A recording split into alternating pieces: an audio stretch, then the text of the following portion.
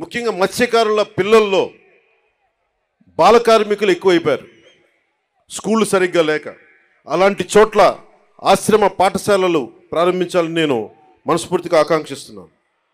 అలాగే మేము చేసింది, మా నాయకర్ గారు కానీ మేమందరం చేసింది, జగన్ వచ్చి రాగానే బీసీల దగ్గర డబ్బు ఉండకూడదు, బీసీల దగ్గర డబ్బు ఉండకూడదు, పల్లెకారుల దగ్గర డబ్బు ఉండకూడదు, మత్స్యకారుల దగ్గర డబ్బు ఉండకూడదు అని చెప్పి జీవో 217 పట్టుకొస్తే ఆ రోజున మేము నర్సాపూర్లో నేనే స్వయంగా ఆ జీవో 217 2 ముక్కలుగా చించేశాం.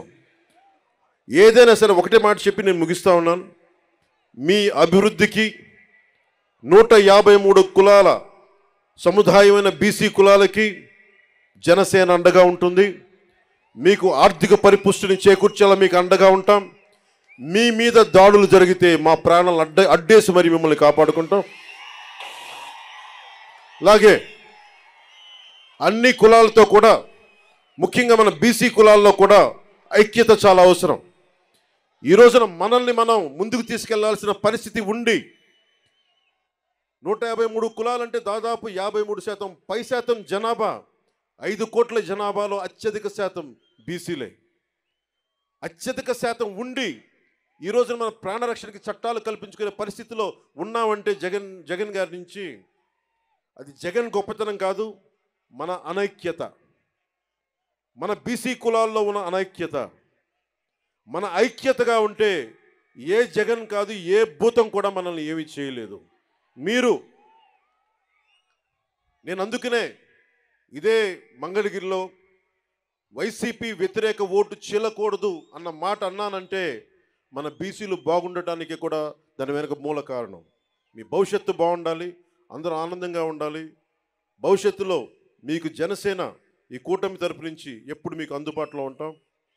ఎందుకంటే టీడీపీకి ఉన్న మంచి పేరే రామ్ మనోహర్ లోహియా గారి ఆలోచన ధోరణితోటి బీసీలకి అత్యధికంగా పీటు వేసిన పార్టీ.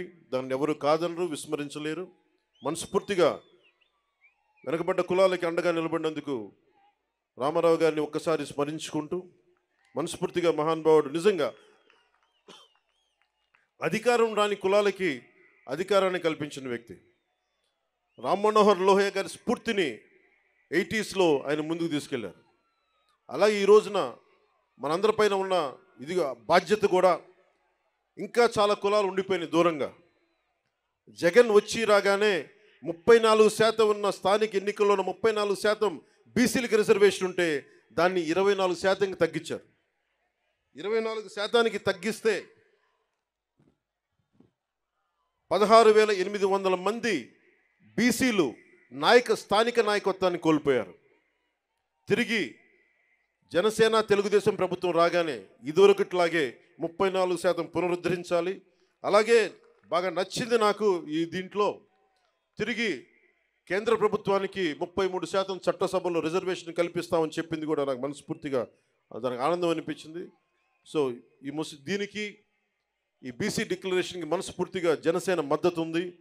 నేను అహర్నిశలు మీ అభివృద్ధి కోసం కృషి చేస్తానని తెలుసుకుంటూ, తెలుగుదేశం వర్ధిల్లాలి, జనసేన వర్ధిల్లాలి మనస్ఫూర్తిగా కోరుకుంటూ, బీసీలు సాధికారత, రాజ్యాధికారం సాధించాలని మనస్ఫూర్తిగా ఆకాంక్షిస్తూ సెలవు తీసుకున్నాను. జై హింద్.